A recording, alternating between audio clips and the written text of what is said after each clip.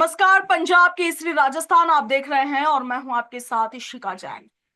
देश का सबसे खूबसूरत शहर हमारा शहर जयपुर यानी कि पिंक सिटी। मगर कुछ ही घंटों की यानी कि चंद घंटों की बारिश में ही जयपुर जलपुर बन जाता है। ड्रेनेज सिस्टम जिस पर बार बार सरकार और प्रशासन की ओर से तमाम तरह के दावे किए जाते हैं, जिस सिस्टम को सुधारने के लिए पैसे इकट्ठा करे जाते हैं, जिस सिस्टम को ठीक करने के लिए फंड उठाया जाता है, उस सिस्टम की हालात आज भी ज्यों के त्यों ही बने हुए हैं। सरकारें आती है चली जाती है, मगर जयपुर का जो ड्रेनेज सिस्टम है वो अभी तक भी पूरी तरह से ठीक नहीं हो पाया है। या यूं कहें कि शायद कुछ ही इलाकों में ये जो ड्रेनेज सिस्टम है वो ठीक हो पाया है। आपने देखा होगा पिछले दिनों की बरसात में किस तरीके से जयपुर के हर एक इलाके में, हर एक गली मोहल्ले में, हर एक अच्छे से अच्छे इलाके में और नीचे से निचले इलाकों में किस तरीके से पानी भर गया। सड़कों पर कारें और बाइकें यानी कि मोटरसाइकिलें तैरती हुई नजर आई। कई जगहों पर तो लोगों की मौत की खबरें भी सामने आई, मगर जो काम करने वाले अफसर है वो अपने एसी चैम्बर्स में बैठकर शायद आराम फरमाते रहे। हर बार जेडीए और दो दो नगर निगम जो कि जयपुर में है, मॉनसून के बाद इस बारिश के बाद ऐसा है से नजर आते हैं। ये वही जेडीए और वही नगर निगम है जो कि मॉनसून से पहले ये दावा करते हैं कि हमने तमाम तरह के जो कार्य है मॉनसून को लेकर वो पूरे कर दिया है। आज इसी पर बातचीत करेंगे कि आखिर जयपुर का ड्रेनेज सिस्टम अभी भी विकसित क्यों नहीं हो पाया है। और इसके लिए हमारे साथ कांग्रेस से पौरुष भारद्वाज मौजूद है, तो वहीं बीजेपी से गोविंद छिपा जी हमारे साथ मौजूद है। आप दोनों मेहमानों का पंजाब केसरी पर स्वागत है। जी, सबसे पहले गोविंद जी आपका रुख करना चाहूंगी। बीजेपी से आप, बीजेपी की सरकार है, ड्रेनेज सिस्टम पूरी तरह से अस्त व्यस्त नजर आया अभी जब जयपुर में बारिश हुई, क्या कहेंगे?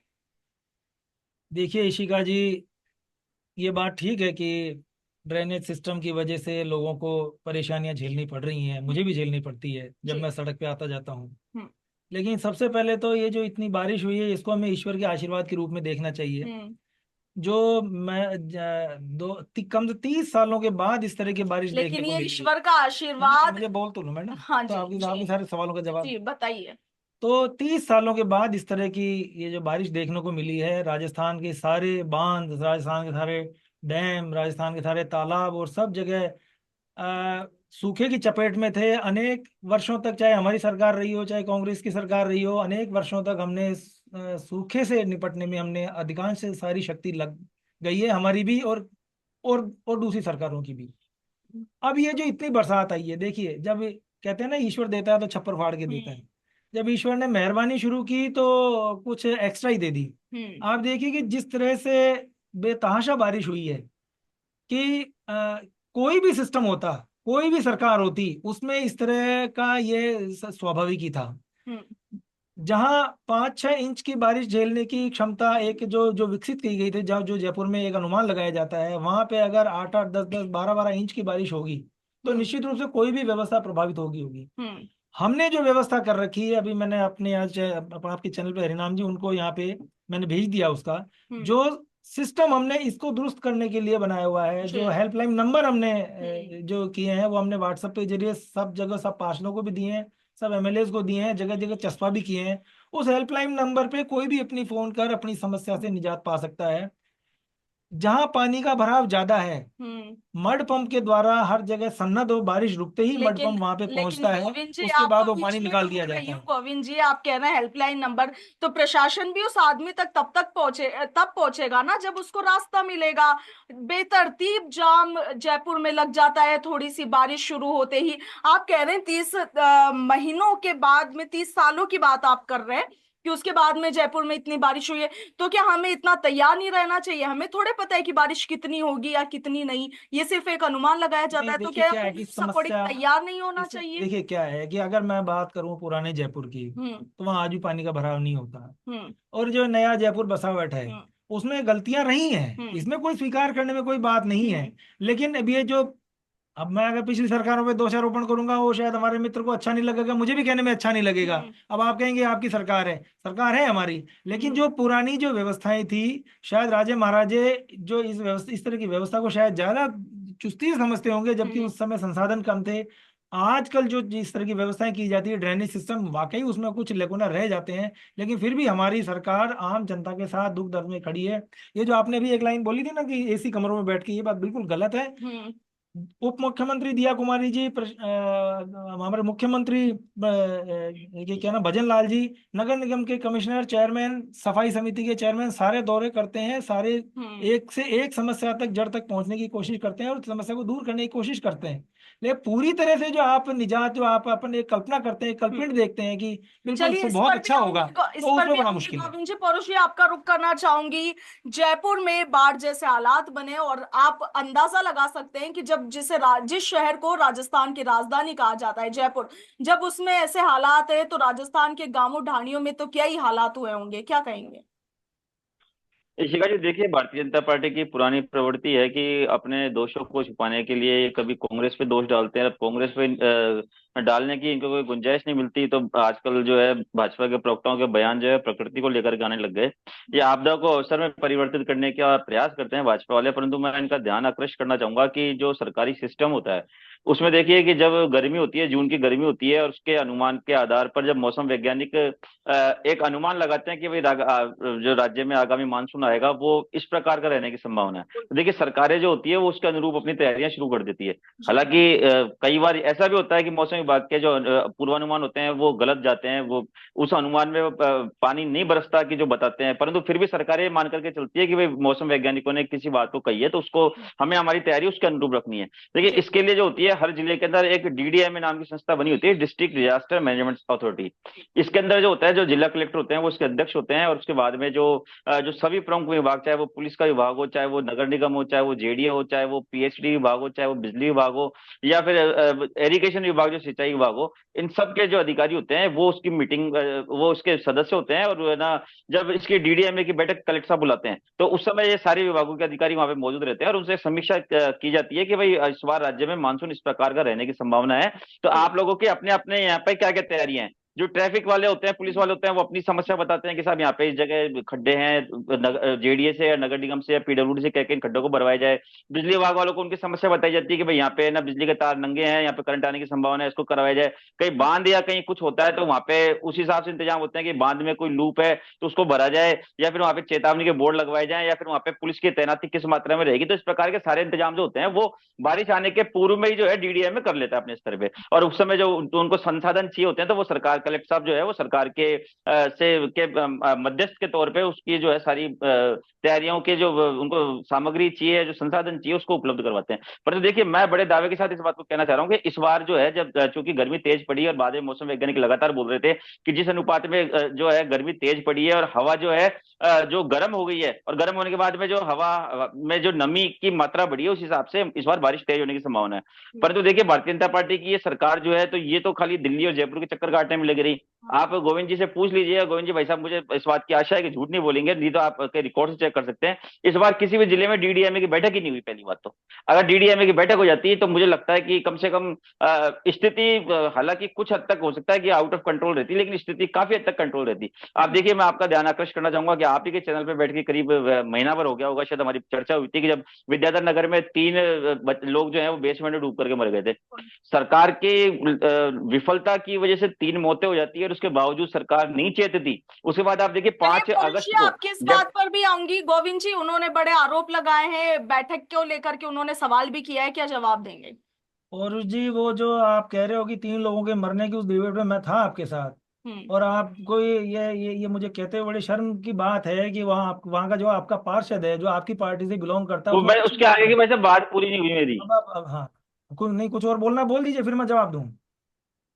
नहीं, मैं ये कह रहा था कि वो जो 3 जो वहां पे मौतें हुई, उसके बाद भी सरकार नहीं चेती, उसके बावजूद भी। उसके बाद भी देखिए 5 अगस्त को जो है जयपुर से प्रकाशित होने वाले दैनिक भास्कर ने कानुता बांध को लेकर के एक रिपोर्ट छापी कि जब बिल्कुल। कानुता बांध जो है वो ओवरफ्लो हो गया है, वहां पर लोग सैलानी घूमने के लिए जा रहे हैं, वहां पर सुरक्षा का कोई इंतजाम नहीं है, उसके बावजूद सरकार के द्वारा कोई कदम नहीं उठाया गया, और परिणाम स्वरूप वहां पर 5 मौतें हुई उसी बांध में डूब करके। तो इस प्रकार से पूरे राज्य के अंदर देखिए जगह जगह बांध बने, झरने बहे, और जो जहाँ पे ओवरफ्लो होने की स्थिति थी वहां पे सरकार के द्वारा ना कोई होमगार्ड तैनात किए गए, ना वहां पे कोई पुलिस प्रशासन को तैनात किया गया, ना शहरों के अंदर जो है कई सड़कों के खड्डे भरवाए गए, ना फिर कहीं पे कोई बिजली की मेंटेनेंस हुई। और नगर निगम की आप देखिए, सबसे बड़ी बात मैं आपसे से कहना चाहूंगा, जो नगर निगम जो ड्रेनेज सिस्टम को दुरुस्त करने के लिए जो एक प्रभावी एजेंसी होती है, उसने जो सफाइयां हुई, जो जो हर साल नालों की होती है, देखिए उसके अंदर भी जो है इन लोगों ने जो है ढंग से काम नहीं किया। दूसरी बात, इन्होंने ऐसे समय में सफाई जी कर्मचारी चलिए की हड़ताल हो गई और इस पौरुषी आपके इस बात पर भी आएंगे। पहले गोविंद जी से आपने एक बड़ा सवाल उठाया कि जिलेवार बैठकें इस बार नहीं हुई डिजास्टर मैनेजमेंट कमेटीज की, क्या कहेंगे और गोविंद जी जी? मैं आपको दावे से कह सकता हूँ, आप आरटीआई लगा के आप नगर निगम में पूछ लेना,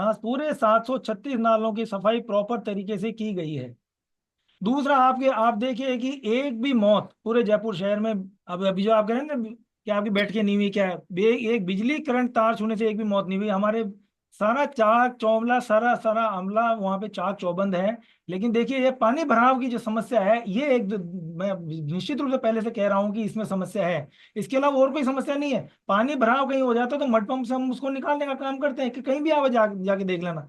बांधों पर हमने तार में जहां जहां दुर्घटना संभावित क्षेत्र होते हैं, देखिए बरसात का मौसम होता है, प्रकृति का हरियाली का आनंद लेने लोग जाते हैं। अगर आप पूरा उनको घरों में ही कैद कर देंगे या उनको वहीं पे आप अगर जाने नहीं देंगे तो वो उसके हक का हनन होगा। जहां पे दुर्घटना संभावित क्षेत्र है वहां पे हमने तारबंदी कराई है, होमगार्ड बैठा है। आप अपनी जानकारी दुरुस्त कीजिए। परोज जी क्या बात कर रहे हैं आप?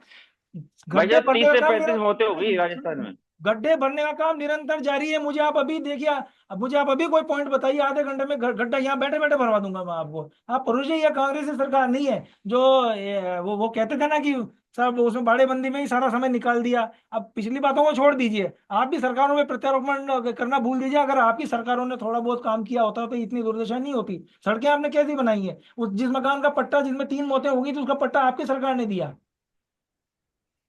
वहां पे सड़क नहीं बनाई है आपने। बेसमेंट की बिना परमिशन के बेसमेंट खोद लिया उस आदमी ने। और किसकी सहमति से वह, किसका क्या हुआ, पार्षद वहां देखने नहीं पहुंचा। दिया कुमारी जी मुख्यमंत्री होते हुए भी वहां पहुंच गई मौका मुआयना करने, लेकिन आपके पार्षद को समय नहीं मिला। ये आपकी कार्यशैली है। गोविंद जी आपने इनके एक सवाल का जवाब नहीं दिया। वो बैठकों की बात कर रहे थे, जिलावार बैठकों की जो हुई नहीं है मॉनसून से पहले, क्या कहेंगे? जिला कलेक्टर को निर्देश है कि सप्ताह में प्रत्येक एक रात जाके वहां पर रात्रि विश्राम करेंगे प्रत्येक इलाके में। हम्म। और हमारे जिला कलेक्टर तहसीलदार सबों का ये सब इनको जब हमारे मुख्यमंत्री ही इस नियम का पालन कर रहे हैं, हम्म। मुख्यमंत्री ही जब क्षेत्र का दौरा कर रहे हैं, जब मुख्यमंत्री छोटी से छोटी समस्या को स्वयं जाके उसमें निरीक्षण कर रहे हैं, तो उसमें ये निश्चित रूप से इस तरह की बैठकें हुई हैं। कोई एक आध जिले में अगर रह गई तो मुझे जानकारी नहीं है, लेकिन इस तरह की बैठकें हुई हैं। अगर इस तरह की बैठकें नहीं होती तो आज राजस्थान के हालात विकट हो जाते। आप देख रहे हैं कितनी तेज बारिश हो रही है। चलिए पौरुषी आपका रुख करना चाहूंगी। आपने बीजेपी पर तो बड़े आरोप लगा दिए कि ड्रेनेज सिस्टम में सुधार नहीं किया गया, ये व्यवस्था नहीं की गई, ये बैठक नहीं की गई। लेकिन क्या आपको पता है कि पिछले 5 साल में जेडीए ने ड्रेनेज सिस्टम सुधारने के लिए 410 करोड़ रुपए का खर्चा किया है? तो आखिर ये जो खर्चा किया है वो गया कहाँ है फिर? क्योंकि जिस तरह के हालात, देखिए उससे लग तो नहीं रहा है कि ड्रेनेज सिस्टम में कुछ विकास हुआ है। इशिका जी, देखिए मैं आपकी बात का जवाब देने से पहले बड़े भाई गोविंद जी की बात का जवाब देना चाहूंगा कि इन्होंने इस बात को कहा कि विधाननगर में कांग्रेस पार्टी ने पट्टे दिए। मुझे लगता है कि हम लोग राजनीतिक लोग हैं भाई साहब, और हमें ये कम से कम, ठीक है कई कमियां हमारी भी रहती है, आपकी भी रहती है, पर हम जनता को गुमराह नहीं करें तो वो ज्यादा अच्छा होता है। वहां पे जो नगर निगम के पट्टे दिए गए वो आपकी, वहां पे नगर निगम का बोर्ड आपका है, वहां पर आपकी जो है निश्चित तौर पे पट्टे देने का अभियान राज्य सरकार का था, परंतु जो उसकी वर्किंग एजेंसी होती है कि जो उसकी तकनीकी पहलुओं की जांच करती है, वो एजेंसी नगर निगम थी वहां पे। यदि कोई व्यक्ति ने वहां पे पट्टे के लिए अप्लाई करा तो निश्चित तौर पे नगर निगम के कार्यालय में, जोन कार्यालय में अप्लाई किया होगा। उसके बाद जो सारे तकनीकी पेज होते हैं वो वहाँ के जो तकनीकी अधिकारी होते हैं, जो जेईन वगैरह होते हैं, वो सारी वहाँ पे मौके पे जांच करते हैं। उसके बाद में जो पट्टा दिया जाता है वो नगर निगम के अनुशंसा दिया जाता है। तो देखिए अगर इस मामले में यदि दोषारोपण किया जाता है तो निश्चित तौर पे ये भारतीय जनता पार्टी का वहाँ पे बोर्ड है, भारतीय जनता पार्टी की मेयर है वहाँ पे, तो ये भारतीय जनता पार्टी का दोष है। दूसरी बात, आपने इस बात को कही कि भाई बैठक हुई है, मैं बड़े दावे के साथ कह रहा हूँ भाई साहब, आप पता कर लीजिएगा, मैं बहुत जिम्मेदारी के साथ इस बात को कह रहा हूँ। आप राज्य के अन्य जिले तो छोड़ दिए, जयपुर जिले में जो है डीडीएमए की बैठक नहीं हुई, जबकि डिस्ट्रिक्ट डिजास्टर मैनेजमेंट जो होता है वो एक तरीके से देखा जाए तो इसकी दाईमाई होता है इस पूरी सिस्टम की। जो बाढ़ राहत या अकाल राहत होती है उसकी उसकी पूरी दाईमाई जिसको कहते हैं। हालांकि कमियां फिर भी रहती है, मैं ऐसा नहीं कह रहा कि ना मीटिंग हो जाती है तो उसके बाद 100% सही हो जाता है, परंतु काफी हद तक कंट्रोल में स्थिति हो जाती है, क्योंकि एक संभावित तैयारियां जो होती है सारी जिला कलेक्टर उसकी समीक्षा कर लेते हैं और सब कुछ वो जो अधिकारी चौक चाबंद रहते हैं। पर आपके यहाँ पे स्थिति क्या हुई देखिए, आपके यहाँ पे तो अधिकारी कहीं फील्ड में नजर नहीं आए। हमारे मीडिया वाले भाइयों को मैं धन्यवाद देना चाहूंगा कि इन्होंने ऐसी भरी गर्मी भरी बरसात के अंदर इन्होंने जो है फील्ड में, इनके फील्ड रिपोर्टरों ने अपनी जिम्मेदारी निभाई इन लोगों ने, और इन्होंने सरकार को चेताया, आपको और हमारी लगातार डिबेटें कराई ताकि आप लोग चेतें। परंतु देखिए आप लोगों के जो अधिकारी है कहीं पर भी नजर नहीं आए, और आप लोग आपस के झगड़ों में उलझे रहे। आपके जो आपदा राहत मंत्री थे किरोड़ीलाल जी, आप परुष लोग तो ये तय परुष नहीं जी, कर आप पाए कहीं कि और जा रहे हैं। परुष जी, हम सिर्फ ड्रेनेज सिस्टम पे बात कर रहे हैं, इस पर बहस बाद में। आप ये बता दीजिए कि पिछले 5 साल में जो 410 करोड़ रुपए ड्रेनेज सिस्टम को सुधारने पे खर्च किए गए, आखिर वो पैसा कहाँ गया?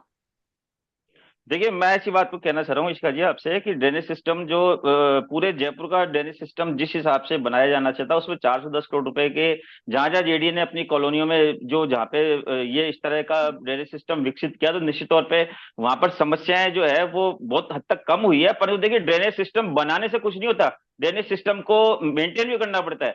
भाई साहब बैठे हुए हैं यहाँ पे, ये खुद एक वरिष्ठ पार्षद है अपने वहां के, इनको खुद को पता है कि हर साल नगर निगम जो होता है वो नालों की सफाई के ठेके करता है।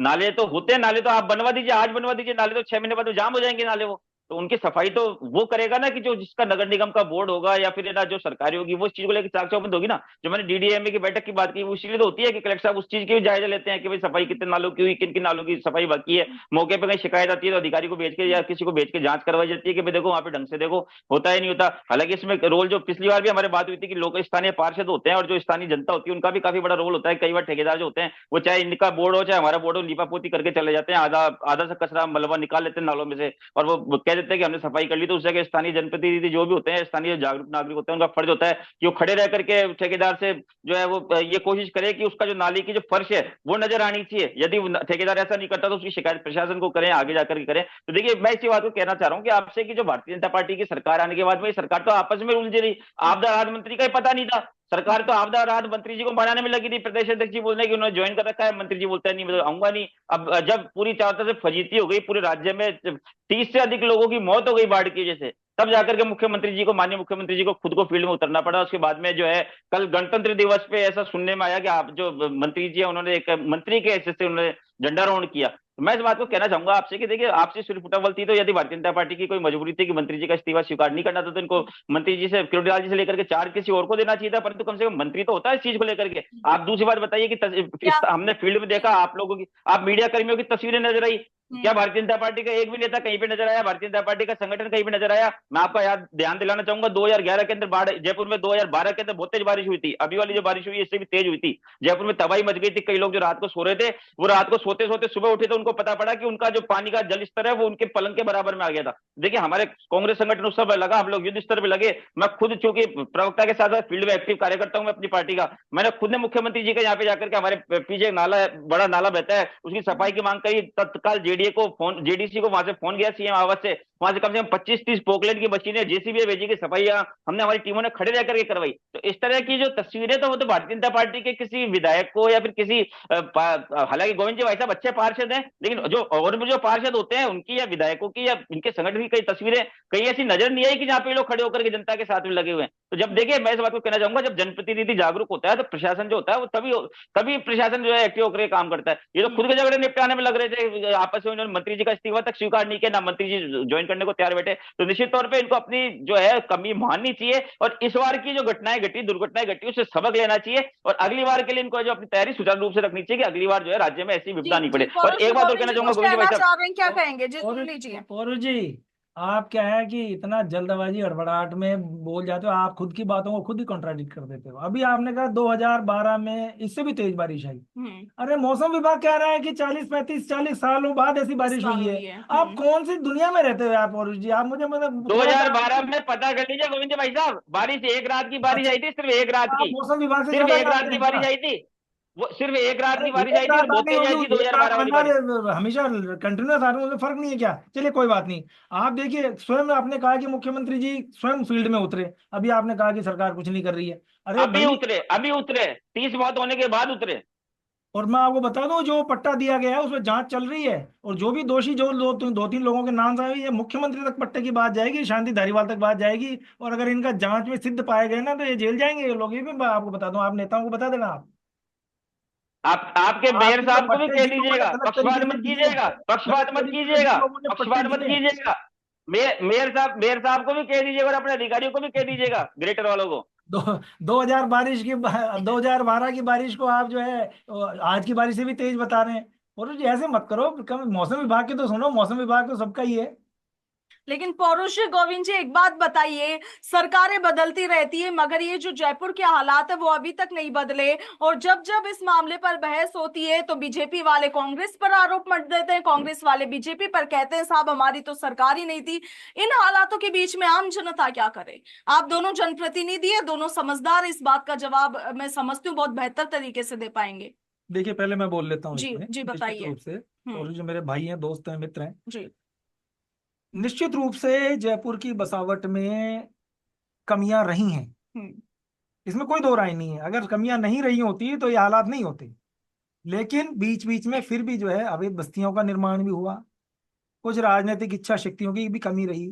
अगर वो न होती तो ऐसे भयावह हालात नहीं होते। और ये जितनी भी समस्याएं दुर्घटनाएं होती हैं ये जल भराव क्षेत्र में ही होती हैं। जल भराव क्षेत्र में बस्तियां बस जाती हैं, लेकिन अधिकारियों की मिली भगत से और ये सब हो जाता है। होता ये है कि जब नया जेएन एन एक्सीएन आता है तो कहता था फलाने समय में तो मैं नहीं था। तो एक जवाबदेही भी तय करनी पड़ेगी और हमारी सरकार इस पे काम कर रही है। हमारी सरकार दो उसमें एक टू वे पे काम कर रही है। देखिए, एक तो जवाबदेही तय करना, कोई ये अधिकारी, कोई ये कर्मचारी कह के नहीं बच सकता कि साहब मैं उस समय नहीं था। उस पुल पे या उस जो भी निर्माण कार्य पे उस पे तिथि अंकित होती है। जवाबदेही उसकी भी होगी जो कर्मचारी है, जवाबदेही उसकी भी होगी जो उस समय का जनप्रतिनिधि है। क्योंकि पट्टियों पे नाम तो आप सब लिखवा लेते हो, लेकिन जब जनता में त्राई त्राई करती है तो सब पल्ला झाड़े खड़े हो जाते हैं। ये अब नहीं चलने वाला। दूसरा ये है कि ड्रेनेज सिस्टम को सुधार करने के लिए माननीय मुख्यमंत्री जी ने एक मेगा प्रोजेक्ट की घोषणा की है। और उस मेगा प्रोजेक्ट पे जैसे ही काम, अभी देखो, अब आप लोग कहो कि 10 दिन में 5 दिन में हो जाए, ये तो नहीं हो सकता इस बार तो हमको। तो लेकिन आप तो हमें ये श्योरिटी दे रहे हैं कि अगले मॉनसून तक, यानी कि अगले साल जब मॉनसून का सीजन आएगा तब तक जयपुर के और राजस्थान के आसपास के जो जल भराव वाले क्षेत्र है राजस्थान में, उनमें हालात अब से बेहतर होंगे। देखिए, जो 50 साल में व्यवस्था बिगड़ी है, एक साल में सुधर। देखिए, मैं मिथ्या बातें करके क्योंकि श्रोताओं का समय भी कीमती है, अपन सबका समय कीमती है। इसमें अगले साल भगवान करे पहले तो ऐसी बारिश हो। मैं तो ईश्वर से ये प्रार्थना करता हूँ कि बारिश ऐसी ही रहे। और अगले साल इस तरह की अगर बारिश होती है तो जनता को निश्चित रूप से हम आज से अधिक राहत देने का काम कर पाएंगे, ऐसा मेरा पूरा विश्वास है।